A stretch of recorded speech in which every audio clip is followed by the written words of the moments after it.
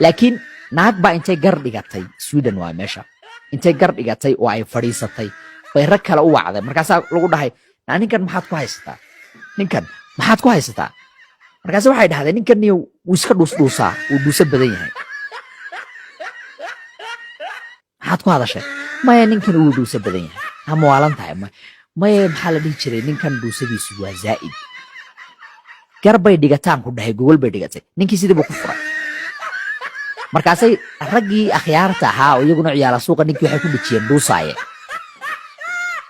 kaaga sii darana naagtii dhahday ninkan wuu dhuusa badan yahay ha layga furo micnaha waxay ku sheegaysaa heerka raqiis ahaan uu gaaray ninkaasi waa raqiis tacbaana waxay fahantay ninkan qaab ay maaragtay uga tagtay weyday qaab u maaragtay ninkan ay bax ku dhahday weyday waa dhuusa badan tahay beecadda caqli maaha waxay rabtay marka dhuusada isku celiya dhuusada inuu isku celiya bay rabtay ma sheegi karo laakiin waxaa kaaga sii daran isla naagtii sidaa dhahday ee dhuusaya ninkii lagu dhajiyey buu maxaa la dhahaa ku laabtay haddana oo inta xoogaa laysu soo barafuuniyey hoostagaysaa rag ahaan meeshaan taagannahay ragga oo dhanna way ku jirtaa waxa aniga igu jiraya waxaan ku hadlaya wayna aaminsan yihiin laakiin qaarkood ma dhahayaan sababtaa waxay rabaan inay naagaha qanciyaan rag badan waxaan arkayay naagaha qancinaya oo naagaha u niikinaya